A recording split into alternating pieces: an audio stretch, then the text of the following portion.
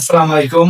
আলহামদুলিল্লাহ দীর্ঘ ৩ বছর অপেক্ষা এবং পরিশ্রমের পরে এবং আল্লাহর রহমতে আমরা আমাদের খামারে এই যে বীজ উৎপাদন মাশরুমের বীজ উৎপাদন করতে একটা জিনিস লাগবে যে মাশরুমের বীজ উৎপাদন করতে চান যে জিনিসটা লাগবে অটোক্লেভ মেশিন। এটা ছাড়া কোনো বিকল্প নেই। তো আলহামদুলিল্লাহ ৩ বছরের পরিশ্রম এবং ধৈর্য ধরার ফলে আল্লাহ আমাদেরকে এই অটোক্লেভ মেশিনটা আমাদের ভাগ্যে লেগেছে হয়তো।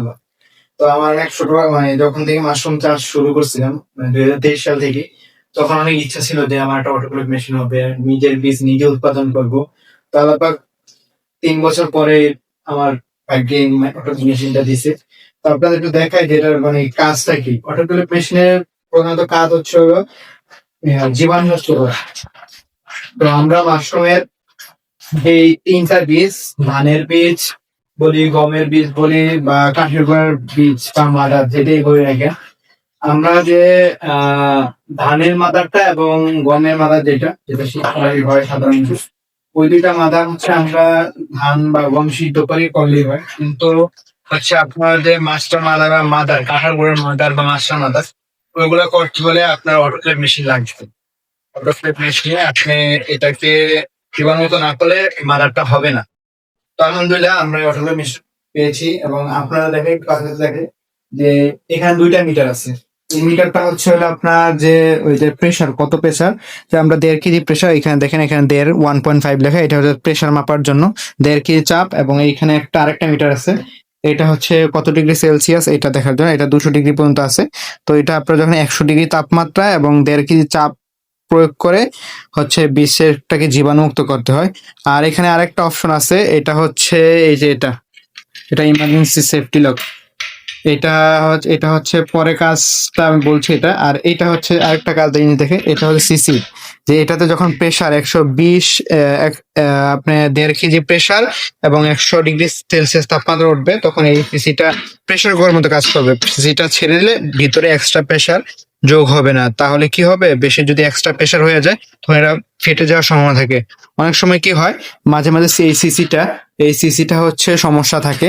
তখন যখন দেখেন যে আপনার এখানে প্রেসার বেশি হয়ে গেছে, যেমন আপনার এই যে মিটারটা যদি দেখায় আপনাকে, এই মিটারটা যদি প্রেসার যদি দেন 1.5 কেজির বেশি চলে গেছে, তখন হচ্ছে আপনার এই যে এটা ইমার্জেন্সি সেফটি লক সিস্টেম, এই যে এটা যে সোজা করে দেন, এদিক দিয়ে জোরে প্রেসারটা বের হয়ে যাবে, মানে এক্সট্রা প্রেসারটা বের হয়ে যাবে। আবার এটা লক করে দিলে আবার প্রেসার যখন আপনার নর্মাল হয়ে যাবে তখন এটাকে লক করে দিবেন। তো এটাতে হচ্ছে অটোক্লেভ মেশিনের বাইরের জায়গাটা যদি আপনারা দেখেন, নিচে আবার একটা লক আছে, যে আমরা নিচে যে। আর এখন আপনাকে মাশরুমের যে অটোক্লেভের মেশিনটা, এটার ভিতরটা দেখাই। এটাকে উঠাইতে জন্য এটা এই উপরে ঢাকনাটা সেভাবে দিয়ে, তারপরে লক বাকি আছে খোলা,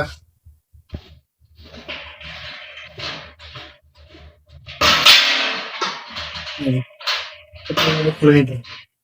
তো এটার ভিতরে আরো একটা জিনিস আছে আমাদের, সেটা আমরা অন্য একদিন ভিডিওতে দেখাবো না আপনাদের। এটার ভিতরে একটা মোটর আছে, এই ব্যাগটার ভিতর মোটর পাইপ, এটা আমরা অন্য একদিন দেখাবো না আপনাদের। তো আমরা দেখাচ্ছি অটোগুলোর ভিতরে মেশিনটা কি। এই যে এটা হচ্ছে আমরা গ্যাসও করতে পারবো এবং কারেন্টও করতে পারবো। এখানে কারেন্টের লাইন আছে, এই যে এখানে পিছনে কারেন্টের লাইন আছে, ওই লাইনটাতে আমরা করতে পারি। এটা স্টান, এই স্টান রেখে হচ্ছে মাশরুমের বীজগুলোকে জীবাণুমুক্ত করতে হবে। তো এটা অটোক্লেভ মেশিন। আর অটোক্লেভ মেশিন হচ্ছে খুবই খুবই একটু ঝুঁকিপূর্ণ একটা মেশিন আমি বলতে আমার মনে হয়। আমরা কি বলবে সে কম। কারণ আমি এমন হয়েছে যে আমার এক ফ্রেন্ডের অটোক্লেভ মেশিন ব্লাস্ট হয়ে তাল লেগে গেছে ঘরে। তো এটা ছোটখাটো বোমার মতোই। তো যারা অটোক্লেভ মেশিনে কাজ করে অবশ্যই এটা সম্পর্কে ধারণা নেবে, এটাকে কিভাবে চালাতে হবে, কিভাবে কি মেনটেন করবে, সমস্ত জিনিস জেনে তারপর চালাবেন। আর আমাদের জন্য দোয়া করবেন যে আমাদের খামারটা তো আপনারা দেখছেন আগের ভিডিওতে, খামারটা রেডি হয়ে গেছে, অটোমেটিক মেশিন চলে আসছে, ফোকাস সিস্টেম মোটরও আমরা চালু করে আমরা 2-1 দিন মাশরুম চাষ আবার শুরু করবো। আমাদের জন্য দোয়া করুন, আমরা যেন এইভাবে আস্তে আস্তে সামনের দিকে এগিয়ে যেতে পারি এবং মাশরুম চাষটাকে আমরা যে আরেকটু বড় করে পরিষ্কার করতে পারি, এই দোয়াই করুন আমাদের জন্য। আজকে এই পর্যন্তই। আসসালামু আলাইকুম।